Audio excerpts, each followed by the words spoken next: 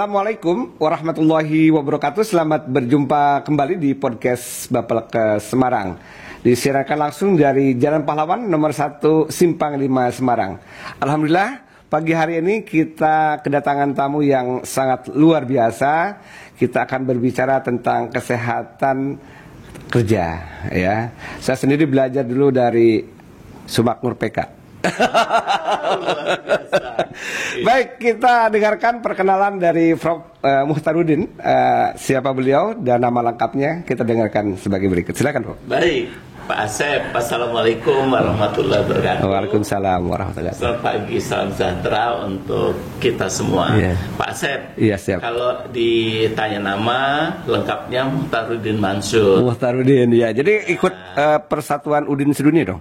Kan namanya Muhtarudin. Iya. Iya. Beberapa orang manggil saya namanya Udin. Gitu.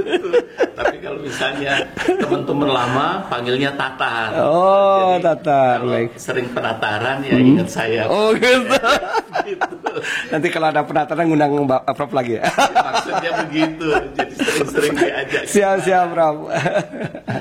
Silakan, Prof, memperkenalkan diri ini sebagai ahli di bidang okupasi ya. Ya, saya spesialis kedokteran okupasi. Kedokteran okupasi ya. Kebetulan juga sekarang diberi tugas untuk menjalankan kegiatan program studi spesialis kedokteran okupasi. Oh, di mana di UI atau di Universitas Indonesia. Oh, memang sayangnya baru satu-satunya di Universitas Indonesia. Makanya kita berharap nih Undip nih. Nah, Undip ini untuk bisa betul. mulai juga yeah. ya, karena kebutuhan semakin banyak. Kita senternya kewalahan kalau kita sendiri. Iya. Begitu. Kebetulan FK Undip juga mau kerjasama dengan kita terkait dengan public health. Nah, terus tapi dikembangkan juga Pak Dodi itu dengan health tourism katanya minta tambahin. Jadi kita akan praktek di Salaman. Dulu Bapak ke Salaman kita punya, nah di sana dan alhamdulillah ternyata dari berbagai sumber itu mengatakan sangat bermanfaat sekali di Salaman pelatihan praktek tentang public health tersebut. Nah, nanti kita mungkin bisa riset juga untuk health occupation ya.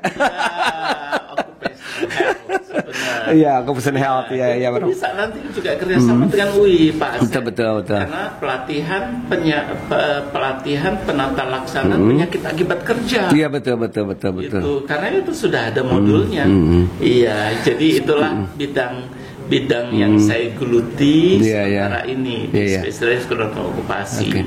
Kebetulan saya juga kuliah di kesehatan lingkungan. Kita belajar tentang K3 khusus. Saya yang mengenal namanya Pak Sumakmur PK ya, Pak ya. Waduh. Jadi saya teringat lagi dengan adanya dokter kesini, Prof kesini. Ya betul. Baru saja mendapatkan penghargaan sebagai Bapak Kesehatan Keselamatan Kerja. Oh iya. Pekan lalu mendapat penghargaan. Nah, linknya antara WHO dengan ILO itu gimana Pak untuk kesehatan kerja ini? Oke. Atau baik. kedokteran kesehatan kerja itu? Jadi begini,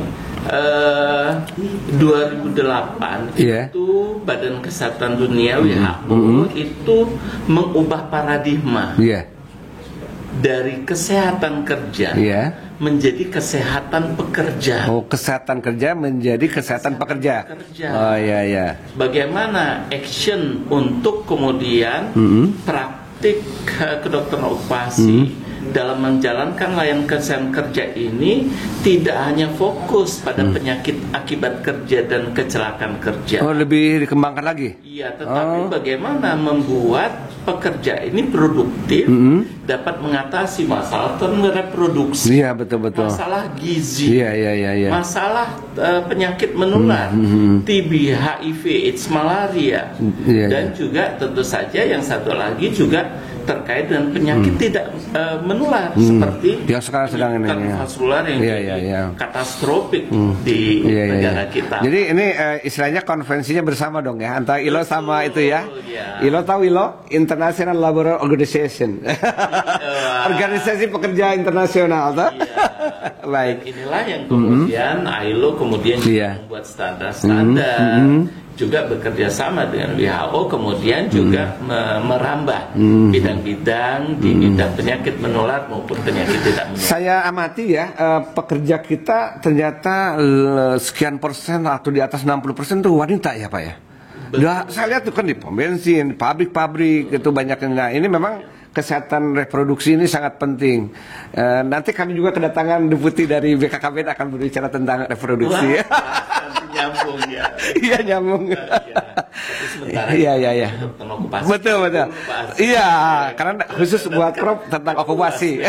Tadi ketika saya mengatakan beberapa spektrum masalah di kesehatan pekerja itu sekedar pembuka bahwa bagaimana peran kedokteran okupasi itu sangat strategis untuk tadi bonus demografi ini yang singkat ini kita jaga sehingga produktivitas itu bisa. Dan saya ingat juga terkait dengan kesehatan pekerja juga kita mengenal namanya zero accident sebetulnya ya di dalam sebuah pabrik, sebuah perusahaan atau apa. Prof mungkin bisa digambarkan dulu terkait gender nih. Berapa persen sih sebetulnya pegawai wanita atau pekerja wanita di saat ini di Indonesia maupun gambaran di dunia, Pak? Karena tadi kan agak fokus juga diantaranya ke reproduksi juga ya, Pak ya. Kira-kira gambarannya gimana? Jadi gini Pak Asep, kita lihat tingkat partisipasi nasional untuk pekerja perempuan itu lebih dari 40%. Lebih dari 40% ya? Oke. Itu dengan komposisi yang demikian sebetulnya kita lihat perempuan pekerja di Indonesia itu bisa mencapai hampir 80 juta. 80 juta, bayangin nih. Gitu. 80 juta. Dan usia produktif. Usianya usia produktif dan reproduktif ya. Reproduktif ya. Gitu, luar biasa. Luar biasa. Kalau kita ngomong kesehatan reproduksi berbasis tempat kerja. Iya. Dulu saya mengenalnya tidak terlalu ke reproduksi sebenarnya, Prof. Jadi saya mengenalnya kecelakaan kerja, kemudian penyakit akibat debu misalnya, pneumokoniosis ya. Pneumokoniosis dan sebagainya. Dulu ingetnya gitu. Nah, ternyata sekarang sudah berkembang ya. Jadi bukan kesehatan kerja tapi kesehatan pekerja ya. Iya. Nah, jadi dalam segi ininya Prof, untuk kita sosialisasikan kepada masyarakat ya Prof ya. Dimulai tahapannya dari mana itu untuk memandang bahwasannya kesehatan pekerja itu dipandang sebagai kesehatan yang betul-betul harus kita utamakan di dalam sebuah perusahaan, Prof. Ya, jadi dalam praktiknya kedokteran okupasi itu melakukan pendekatan komprehensif yang mulai dengan 5 level prevention. Oh, 5 level prevention itu Pak Asep lah yang cerita. Bidangnya masa saya yang menjelaskan. Iya. Lanjut. Di situ ada promosi kesehatan ya. Ada kemudian perlindungan khusus. Oh ya, perlindungan specific protection ya. Oke. Misalnya ketika berhadapan untuk mencegah pneumokoniosis, bagaimana kita menggunakan respirator. Betul, ya. Jadi respirator ataupun juga masker itu dikenal sebelum ada COVID loh. Sudah duluan dan di tempat-tempat tertentu memang harus pakai masker ya. Makanya waktu COVID kemarin peran kedokteran okupasi menjadi sangat strategis untuk membuat standar-standar terutama mencegah penularan di tempat kerja. Saya ingat itu Pak Prof, waktu masa COVID kan perhatian pemerintah itu pertama dari pemilik misalnya pemilik perusahaan, yang kedua pekerja kan, yang ketiga adalah pengunjung misalnya ke restoran seperti itu ya Prof ya. Nah jadi setelah itu specific protection kita tuh early diagnosis ya. Jadi deteksi dini. Ya. Kementerian Kesehatan sekarang mencanangkan bagaimana melakukan screening kesehatan. Itu merupakan hal yang sangat penting yang harus dilakukan karena deteksi dini itu sangat penting. Kemudian prompt treatment, tindakan segera, intervensi pengobatan segera, pencegahan segera sehingga tidak sampai terjadinya stroke ketika sudah ada tanda-tanda risiko gangguan vaskular gitu kan. Lalu kemudian ketika memang terjadi bagaimana mencegah kecacatan supaya bisa dapat tetap berproduktif, berkinerja dan tetap bekerja Lalu kemudian kalau memang udah kecatatan bagaimana dilakukan rehabilitasi medik, dan dalam kedokteran okupasi itulah yang kemudian ada istilahnya adalah early detection. Ya, deteksi dini, kemudian diagnosis penyakit akibat kerja. Ya. Nah, kira-kira penyakit akibat kerja dapat digambarkan apa saja nih yang sekarang agak hit atau agak cenderung naik atau gimana? Betul. Yang terbanyak itu saat ini memang muskuloskeletal. Oh, muskuloskeletal itu apa tuh? Jadi otot rangka, penyakit otot rangka yang terkait dengan angkat-angkut, terkait dengan ini pekerjaan kita. Kalau kebisingan gimana? Kan ada ketulian itu. Juga nomor 2. Nomor 2. Oh. Jadi bagaimana kita bekerja di pasca COVID ini dengan banyak Zoom, kemudian kita banyak duduk, itu luar biasa sebetulnya pengaruh. Sekarang kan sedang peringatan Hari Diabetes kemarin. Itu jangan sampai magar katanya. Atau nggak magar? Malas mager ya? Mager bukan magar. Mager, malas gerak. Malas gerak ya diantaranya. Nah itulah yang kemudian kita dalam praktiknya tadi penegakan diagnosis penyakit kerja, karena ini penting, apalagi hubungan dengan BPJS Kesehatan, BPJS Ketenagakerjaan. Kalau itu tidak didiagnosis sebagai penyakit kerja, beban BPJS Kesehatan besar sekali. Iya betul. Padahal itu mestinya tanggung jawab BPJS Ketenagakerjaan. Iya. Jadi BPJS sangat berperan nih, bukan hanya mengobati, ya, tetapi sekarang juga harus membuat suatu promosi kesehatan supaya tidak sakit dan lain sebagainya. Dan juga mulai fokus juga pencegahan penyakit akibat kerja ini. Nah sekarang untuk program studi di UI sendiri sudah level mana? Udah S3 udah ada untuk kesehatan kerja? Untuk S3 saat ini cukup banyak peminatan untuk topik-topik kedokteran okupasi. Kedokteran okupasi ya. Di FKM sendiri kan juga ada mata jurusan kesehatan kerja juga. Ya betul K3 ya. Di FKM itu lebih ke komponen manajemennya. Jadi kedokteran ini lebih dalam tata laksana kedokteran atau klinikal atau medis ya gitu ya. Dan itu sudah dalam bentuk program pendidikan dokter spesialis. Iya, baik. Prof, berarti kolaborasi juga dengan RSCM ya, karena dekat dengan FKM. Ini penyakit akibat kerja yang terdiagnosis akhir-akhir ini setelah COVID apa nih kira-kira? Ya, jadi salah satunya adalah yang masih laten itu adalah tertusuk jarum. Wah, laten tuh. Ya, tertusuk jarum. Awas nih, jadi betul-betul harus dalam penggunaan waspadaan standar ya. Oke. Harus dijaga betul karena bukan masalahnya bukan masalah tertusuknya saja. Iya. Karena itu ada aspek biologisnya yang dapat menyebabkan hepatitis dan tertular dari orang yang hepatitis ya. HIV/AIDS ya. Oke. Pekerja kesehatan. Iya. Nah, kaitannya dengan rumah sakit dengan nosokomial dalam bidang health occupation apa? Ya. Jadi tentu saja di pendekatan dalam praktik kedokteran okupasi itu juga adalah bagaimana pengendali lingkungan di lingkungan kerja rumah sakit ya misalnya ya. Dan hubungannya dengan infeksi nosokomial adalah bagaimana melakukan penerapan standar ruangan supaya tidak melebihi ambang batas ya, kemudian menyebabkan penyebaran infeksi. Istilahnya jangan mengobati orang lain, kita juga akhirnya sakit dan harus diobati.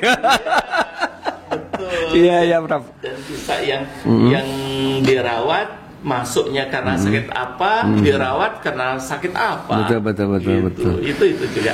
Banyak sekali kawasan industri Prof ya di Jababeka ya, di Cikarang dan sebagainya.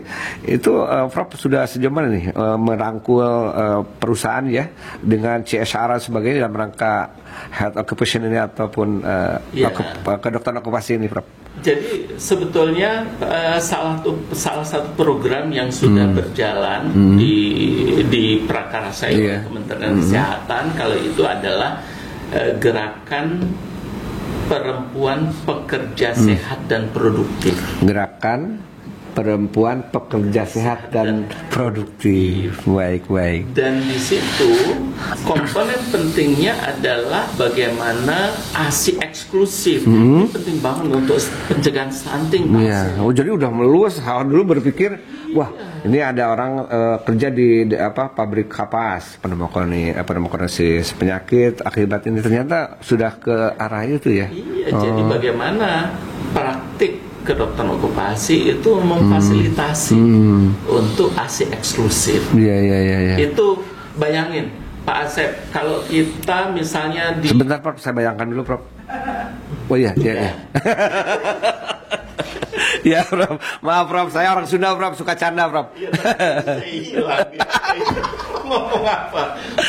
Enggak. Iya. Jadi di daerah Subang. Iya, Subang. Daerah Jababeka. Cikarang apa ya? Industri yang atau di sini Seriti ini. Oh, Seriti ya. Oh iya. Berapa puluh banyak ribu, kan? Ya. Coba kalau misalnya yang hamil saja 1%. Itu yang kalau misalnya pekerjanya 1.000, itu 1% aja kan udah 10. Iya. Kalau misalnya 5.000 itu udah 50 ya, 1% dari 5.000 udah 50. Itu kalau dibuat kelas hamil luar biasa. Di puskesmas coba lihat pasien yang pekerja yang ANC dan kemudian ikut kelas hamil dan sebagainya, itu paling berapa? Iya. Sebulan. Tapi kalau kita dapat menyasar institusi-institusi itu, terfokus, bidan datang ke sana udah dapat 50 ibu hamil yang kemudian bisa taat untuk melakukan kegiatan-kegiatan ANC maupun termasuk selama hamil dan tablet besi dan sebagainya. Jadi ini strategi. Iya. Kita pun juga ada bulan ini ya, bulan pemeriksaan ini kanker kanker leher rahim itu. Iya. Gitu.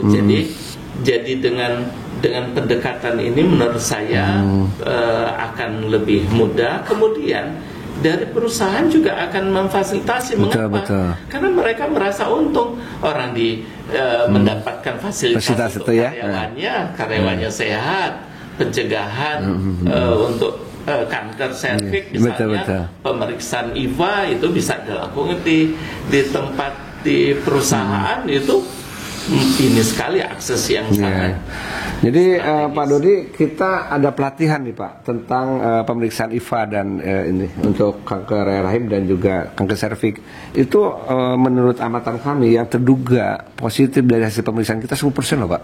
Dari kita pelatihan. Kemarin kita pelatihan sekitar berapa ratus ya, kemudian targetnya berapa orang itu 10% Pak. Di sini itu. Saya sudah. Bagaimana pengaruhnya ke produktivitas kalau kita tidak menyasar itu tadi. Sementara di awal kita udah cerita bagaimana tingkat partisipasi perempuan di pekerja di Indonesia yang sudah demikian besar. Berarti Prof, di beberapa perusahaan kan rata-rata punya klinik ya. Nah itu mungkin harusnya jadi perhatian besar Prof juga ya untuk itu ya. Mudah-mudahan ini nanti ada juga perhatian dari Dirjen Nakes Kementerian Kesehatan untuk juga menyasar tenaga medik dan paramedik yang ada di perusahaan ya. Karena saya nggak yakin puskesmas rasanya belum adalah bentuknya mampu mengerjakan sendiri untuk wilayahnya. Saya teringat Prof dulu waktu saya di Kabupaten Bandung. Ternyata ada perusahaan atau pabrik yang keracunan makanan Prof. Nah ternyata setelah itu memang di perusahaan itu udah ada kliniknya sih. Tapi pemanfaatan klinik ataupun petugasnya juga dalam pembinaan masih kurang. Betul gizi kerjanya gizi itu sanitasi makanan prinsip. Tapi yang lucu gini Prof, kata satu Pak, saya minta sampel sebagainya gitu. Kemudian nanti saya kalau enggak kehabisan sampel sama polisi, karena polisi juga ada bagian itu Pak ya kalau ada keracunan. Ternyata yang ngajak ngobrol polisi juga karena kepala kliniknya pensiunan polisi. Saya ngomongin polisi yang ngajak ngobrol polisi juga gitu ya. Memang betul. Menarik. Salah satu profesi dokter di perusahaan itu memang cukup menarik dan cukup menantang. Dan terkait dengan penyakit tidak menular ini sangat berat juga Pegawai kami salah satunya adalah kemarin kena getah bening ya. Jadi saya minta ke perusahaan jangan dulu keluarin, walaupun diganti lah ya, diganti posisinya gitu. Karena kita harus peduli juga terhadap pekerja kita Pak ya, gitu. Nah BPJS ini yang sangat diperlukan ya Pak ya. Itu makanya penting sekali kemampuan dokter dalam mendiagnosis penyakit kerja. Betul. Karena penyakit kekerasan seperti ini bisa disebabkan oleh bahan kimia yang betul. Dan ketika hanya diganti pengobatannya, itu di samping bebannya ke BPJS Kesehatan berat, besar ya. Kemudian pekerjanya juga tidak mendapat kompensasi, karena kan dalam BPJS Ketenagakerjaan itu ada jaminan kompensasi gajinya ya, betul, ketika tidak bekerja karena akibat penyakit kerja ya gitu. Ketika terjadi kecacatan dia akan dapat kompensasi lagi. Kemudian ada lagi jaminan return to work yang dalam program rehabilitasi medik sampai yang bersangkutan dapat bekerja kembali. Nah itu jadi peran kedokteran okupasi untuk membuat diagnosis penyakit kerja dan juga menguatkan teman-teman di layanan primer termasuk dokter perusahaan untuk mampu menegakkan diagnosis penyakit kerja itu. Nah, Prof, kita Kemenkes sedang mengembangkan transformasi kesehatan. Wah, ini peran daripada kedokteran okupasi di 6 transformasi kesehatan itu lebih jelasnya Prof bisa memberikan kontribusi di mana itu Prof? Sebenarnya bisa. Iya. Semuanya ya. Primer ya, layanan primer ya. Layanan primer tadi. Bagaimana kita dapat memperkuat layanan primer, tenaga kesehatan di layanan primer untuk melakukan upaya-upaya promosi dan pencegahan termasuk penyakit akibat kerja dan penyakit pada pekerja. Nah jadi peran puskesmas ya, terutama di kawasan industri harusnya banyak peran di sana ya Prof ya.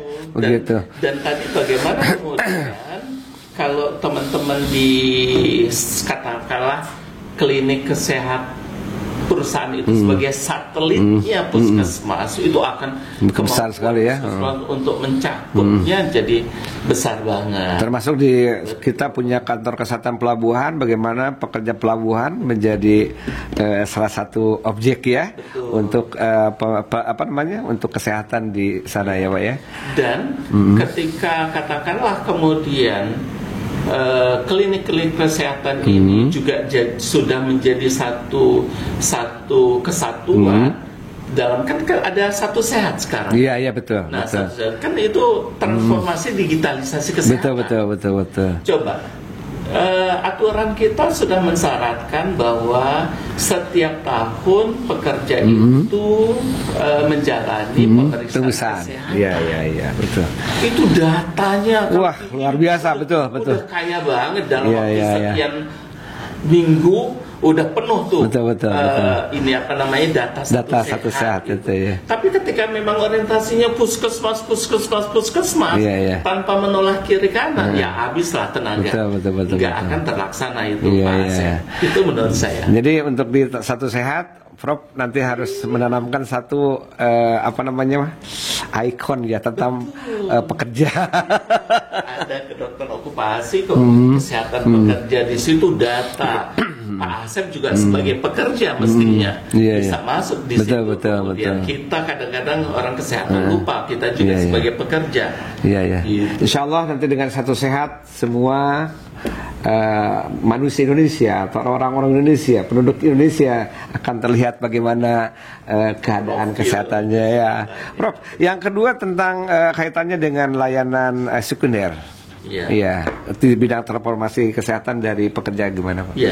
Kaitannya kan sekarang katanya kemarin baru peresmian Mayapada ya di Bandung ya oleh Presiden ya. Ini apakah ada kewajiban setiap rumah sakit atau kerjasama dengan perusahaan ada satu misalnya unit untuk penanganan pekerja gimana Prof? Ya itu tadi dalam praktiknya kan praktik spesialis kedokteran okupasi itu mulai dari deteksi dini, kemudian diagnosis penyakit kerja. penetapan kapasitas kerja dan return to work yang rehabilitasi untuk kembali bekerja. Disinilah kemudian peran layanan sekunder. Iya, siap. Gitu. Sehingga mestinya setiap rumah sakit itu mempunyai orientasi.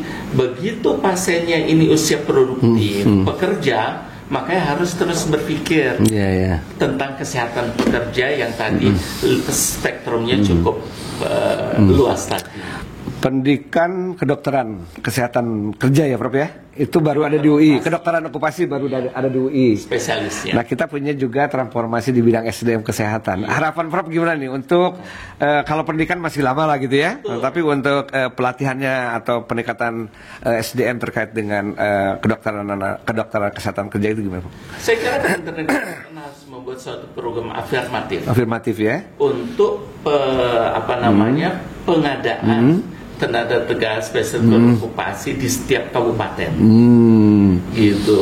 Dengan program afirmatif ini kan bisa yang tadi bagaimana mulai pendekatan komprehensif tadi dengan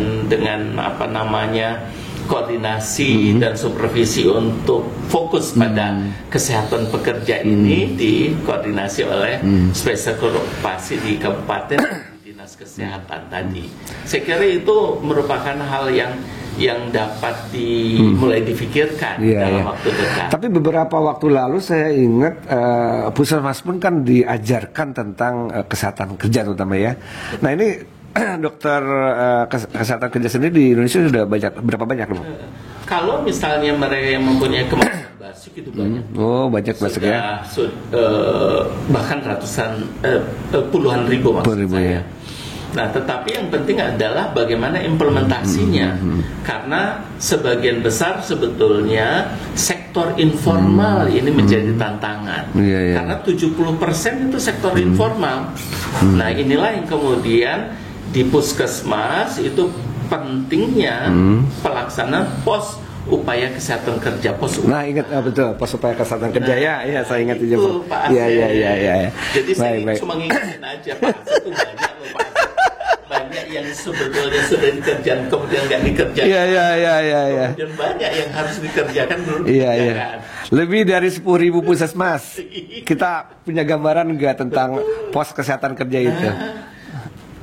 Sampai tahun 2000, saya kira sampai 2017 itu masih target salah satu indikator adalah jumlah pos UKK ya. Nah di puskesmas ya. Dibina di puskesmas. Iya gitu tapi kemudian kita biasakan hilang yang enggak bisa melihat taktis strategis untuk sasaran-sasaran tadi yang seperti saya katakan tadi. Betul. Bagaimana begitu menyasar. Kalau kita pasif di puskesmas, ANC itu ya susah jalan. Tapi kalau di pos UKK kita datangin, itu mereka yang sedang bekerja kan jauh lebih efektif. Dan pos UKK itulah sebetulnya tempat untuk ini. Prof, lebih agresif, progresif. Ini asik sekali sampai saya nggak bisa ngomong lagi nih. Berbicara tentang kedokteran okupasi, tetapi waktu juga yang membatasi kita. Mungkin silakan Prof ngasih close statement ya, harapan Prof terkait dengan kesehatan kerja ini, kedokteran okupasi ini ya Prof ya, apalagi mungkin di Indonesia baru satu-satunya ya Prof ya. Untuk FKUI sendiri afiliasinya ke luar negeri kemana Prof untuk kesehatan kedokteran kerja ini, okupasi ini? Okupasi ini afiliasi kita sementara ini kita mempunyai kerjasama dengan Prancis. Prancis lumayan juga ya. Kemudian kita kerjasama dengan Denmark, lalu kemudian juga ada dengan CDC Amerika. Lalu kemudian di Asia itu kita dengan Jepang, itu Universal Environmental Health, dan dengan Thailand. Itu kan termasuk yang menyelenggarakan hospital base. Jadi Thailand. Kita dengan Nomparat Rajatani Hospital. Itu ya, oke. Pernah saya ke Thailand juga. Beberapa kali lah. Iya. Enggak. Kalau saya ke rumah sakit itu saya ke Phuket. Ketahuan. Prof, terakhir. Kejadian Chernobyl, kejadian beberapa seperti tempat lain yang begitu besar ya kematian, termasuk terakhir di Pelumpang.